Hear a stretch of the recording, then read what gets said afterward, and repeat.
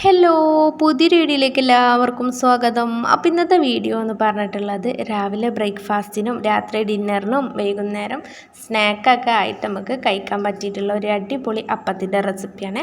കുതിർത്ത പച്ചരിയൊക്കെ വീട്ടിലുണ്ട് എന്നുണ്ടെങ്കിൽ നമ്മൾ ഒന്ന് വെറൈറ്റി ആക്കിയിട്ട് ഇങ്ങനെ ഒന്ന് ഉണ്ടാക്കി നോക്കിയാൽ എന്തായാലും എല്ലാവർക്കും ഇഷ്ടമാവും കേട്ടോ. പിന്നെ ഇതിന് പ്രത്യേകിച്ച് കറിയുടെ ആവശ്യമോ ഒന്നുമില്ല കേട്ടോ. നല്ല ചൂടോടെ തന്നെ കഴിക്കാൻ അടിപൊളി ടേസ്റ്റാണ്. അപ്പോൾ ഈ ഒരു അപ്പം എങ്ങനെ ഉണ്ടാക്കിയെടുക്കുന്നത് നോക്കാം. അതിന് വേണ്ടിയിട്ട് 2 കപ്പ് പച്ചരി നല്ല പോലെ കഴുകി വൃത്തിയാക്കി 4-5 മണിക്കൂർ ഒന്ന് സോക്ക് ചെയ്ത് വെക്കുക.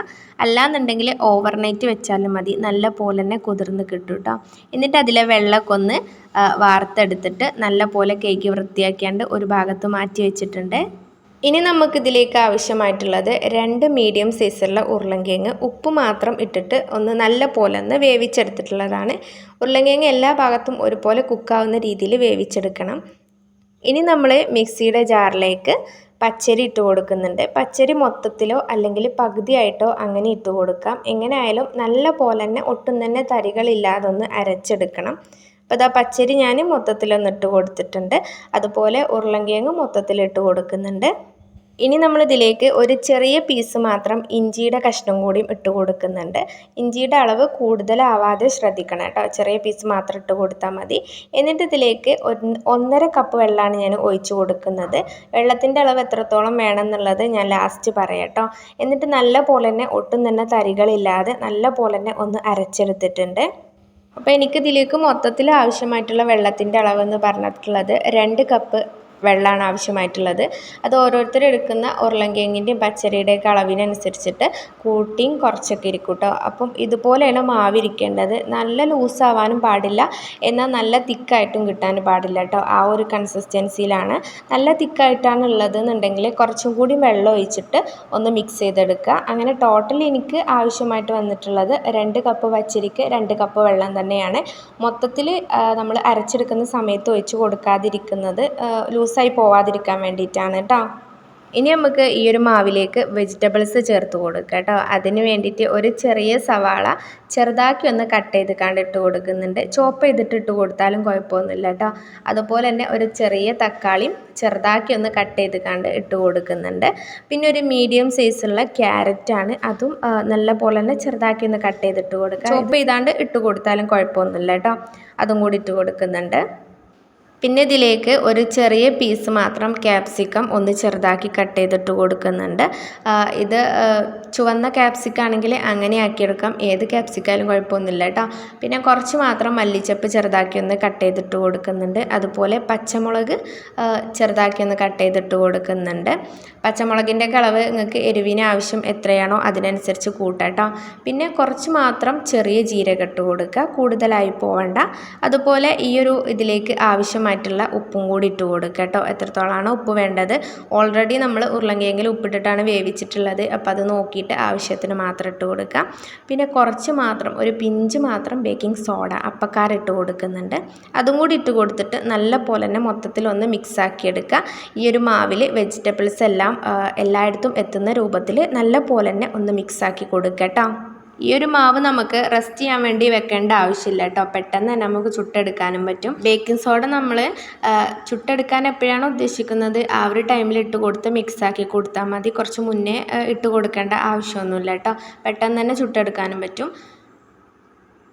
ഇനി ഈ ഒരു അപ്പം നമുക്ക് ചുട്ടെടുക്കാം. അതിന് വേണ്ടിയിട്ട് ഒരു പാൻ അടുപ്പത്ത് വെക്കുന്നുണ്ട്. ഇതുപോലെ ഒരു കുഴിയുള്ള പാത്രമാണ് വെച്ച് കൊടുക്കേണ്ടത് കേട്ടോ. പാനൊന്ന് ചൂടായി വന്നു കഴിഞ്ഞാൽ നമ്മളിതിലേക്ക് കുറച്ച് മാത്രം ഓയിലോ വെളിച്ചെണ്ണയോ ഒഴിച്ചു കൊടുക്കുക. വെളിച്ചെണ്ണ ആവും ഒന്നുകൂടി ടേസ്റ്റ് കേട്ടോ. എന്നിട്ട് ആ ഒരു എണ്ണയും ചൂടായി കഴിഞ്ഞാൽ നമ്മളിതിലേക്ക് നമ്മൾ ഉണ്ടാക്കി റെഡിയാക്കി വെച്ചിട്ടുള്ള മാവ് ഓരോ തവി മാവായിട്ട് ഒഴിച്ചു കൊടുക്കുക. ഫ്ലെയിം നമ്മൾ ലോയിൽ മാത്രം വെച്ചാൽ മതി കേട്ടോ. ഹൈയിൽ വെച്ച് കഴിഞ്ഞാൽ പെട്ടെന്ന് തന്നെ കരിഞ്ഞു പോകാനുള്ള ചാൻസ് ഉണ്ട്. പിന്നെ ലോയിൽ വെച്ചാലേ ഇതിൻ്റെ ഉള്ളൊക്കെ നല്ല പോലെ നമുക്ക് കുക്കായിട്ട് കിട്ടുള്ളൂ. അത്യാവശ്യം സമയം എടുത്തിട്ട് കുക്കായി കിട്ടുള്ളൂ കേട്ടോ. പിന്നെ മേലെ കുറച്ച് ഡെക്കറേഷന് വേണ്ടിയിട്ട് കുറച്ചും കൂടെ വെജിറ്റബിൾസ് ഒന്ന് ആക്കി കൊടുക്കുന്നുണ്ട്. അങ്ങനെ ഒന്ന് അടച്ച് വെച്ച് ഒരു 4-5 മിനിറ്റ് ഒന്ന് അടച്ച് വെച്ച് വേവിക്കുക. ആ ഒരു ടൈമിൽ തന്നെ മേലെ ഭാഗമൊക്കെ നല്ല പോലെ തന്നെ ഒന്ന് പൊങ്ങി വന്നിട്ട് ഒന്ന് കുക്കായി കിട്ടിയിട്ടുണ്ടാവും അടിഭാഗം. അപ്പം ആ ഒരു ടൈമിൽ നമ്മളിതൊന്ന് മറിച്ചിട്ട് കൊടുക്കുക. എന്നിട്ട് ആ ഒരു ഭാഗം കൂടി ഒന്ന് വേവിച്ചെടുക്കുക കേട്ടോ. ലോ ഫ്ലെയിമിൽ വെച്ചിട്ട് വേണം ഒന്ന് അടച്ച് വെച്ച് വേവിക്കുക. അങ്ങനെ നമ്മളൊന്ന് സ്റ്റിക്ക് വെച്ചിട്ടൊന്ന് കുത്തി നോക്കുക വെന്തിട്ടുണ്ടോ എന്ന്. ഇല്ലയെന്നുണ്ടെങ്കിൽ തിരിച്ചു മറിച്ചിട്ട് കണ്ട് ഒന്ന് വേവിച്ചെടുക്കുക. ഇതുപോലെ ബാക്കിയുള്ളതും നമ്മളൊന്ന് ചുട്ടെടുക്കുക കേട്ടോ. പിന്നെ കുറച്ച് മാത്രം എണ്ണ ഒന്നാക്കി കൊടുത്താൽ മതി, കൂടുതലാവേണ്ട ആവശ്യമില്ല കേട്ടോ. കാരണം അതൊരു ഹെൽത്തി ബ്രേക്ക്ഫാസ്റ്റാണ്. വെജിറ്റബിൾസും പച്ചരിയും എല്ലാം പാടെ മിക്സ് ചെയ്തിട്ടുള്ള നല്ലൊരു ഹെൽത്തി ബ്രേക്ക്ഫാസ്റ്റാണ്. ബ്രേക്ക്ഫാസ്റ്റ് ആയിട്ടും അല്ലാതെ നല്ല ചൂടോടെ കഴിക്കാനും അടിപൊളി ടേസ്റ്റാണ് കേട്ടോ.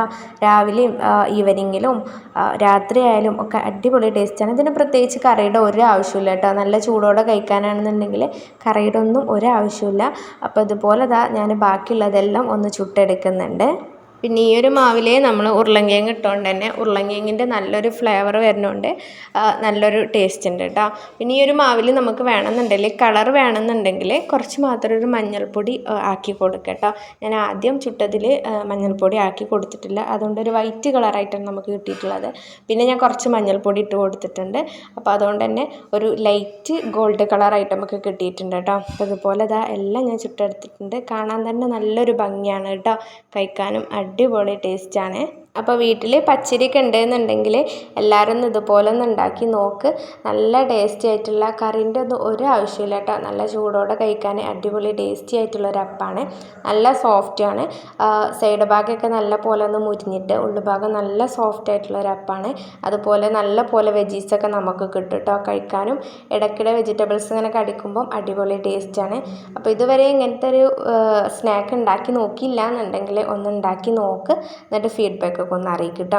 വീഡിയോ ഇഷ്ടപ്പെട്ട് കഴിഞ്ഞാൽ ലൈക്ക് ചെയ്യാനും ഷെയർ ചെയ്യാനും പിന്നെ സബ്സ്ക്രൈബ് ചെയ്യാനൊന്നും മറക്കല്ലേ കേട്ടോ.